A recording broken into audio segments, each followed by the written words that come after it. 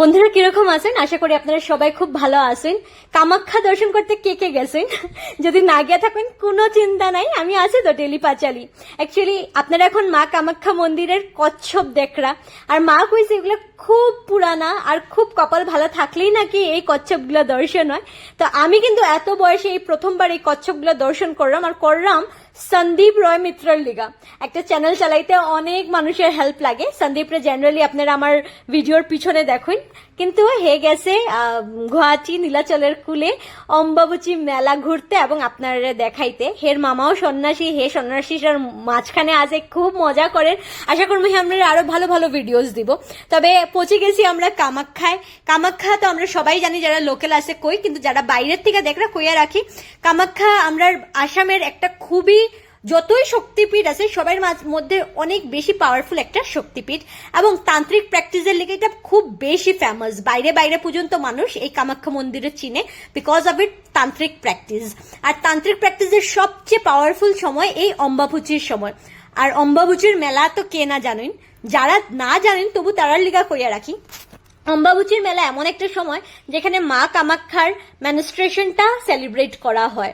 এমনি তো শরীর খারাপের কথা আমরা মুখে নিতে পারি না, এটা ট্যাবু।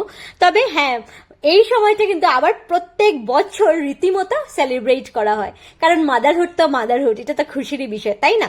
আর এই যে আমি নিজেও এত বছর পরে সন্দীপের লিগা কামাখ্যা মন্দির যাওয়া তো হয়, কিন্তু অম্বাবুচির মেলা আমার এর আগে কখনোই দর্শন করা হয়েছে না।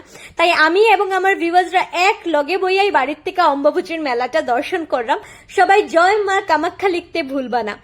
অম্বাবুচির সময় অনেক বেশি ভিড় হয়, আমি শুনছি অনেক বেশি। জেনারেলও কামাখ্যা মন্দিরে এত বেশি ভিড় থাকে, আর সবচেয়ে ভালো সময় কামাখ্যাতে পূজা দেওয়ার লিগা সকালবেলাটা আমি যা দেখছি। এই কচ্ছপগুলারে মুড়ি বিস্কুট খাওয়ানি হয় মা কইছে, এবং অনেক বেশি বয়স হয়ে গেছে। মা আমার এটাও কইছে যে যাওয়ার দুইটা রাস্তা আছে, একটা তো জেনারেলি আমরা যেটা দিয়ে যাই গাড়ি, আর ওইখানে ভিআইপি লাইন যায়, খুব ইজি হয়ে যায়। আরেকটা আছে হাঁটা পথ, যেটা দিয়ে আমি কোনোদিন গেছি না। মা আগে গল্প শুনাইছে, এটার মধ্যে বাঘ সিংহ আইতো, এরকম অনেক কষ্ট হয়।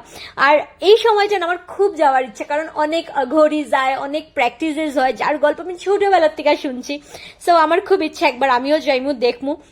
বাট এইবার আমরা সবাই এই জেলি পাঁচালির পেজে এই অম্বাবুচির মেলাটা দেখি এবং মন ভরিয়া ঠাকুরের দেখমু। সন্দীপ মন্দিরের দরজা এখন বন্ধ, খোলার পরে মার মুখ দর্শনও করাইব।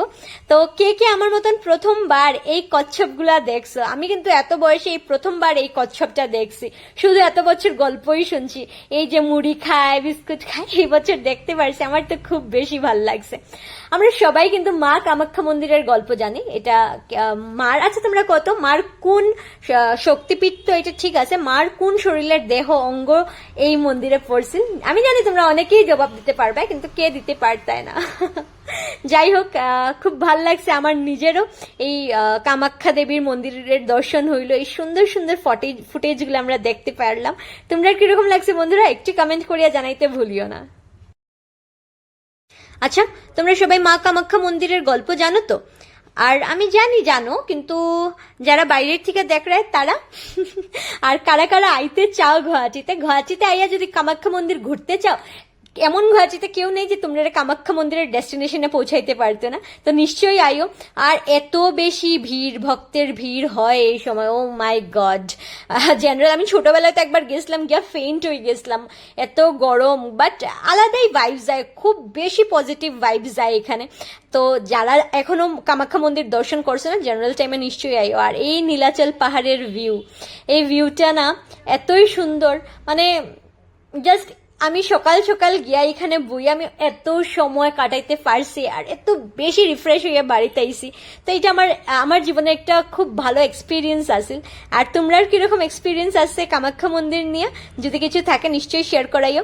এই পেজে প্রথমবার অম্বাবুচির মেলাটা তুলিয়া ধরছি, কিরকম লাগছে জানাইও। ভালো থাকো, টাটা।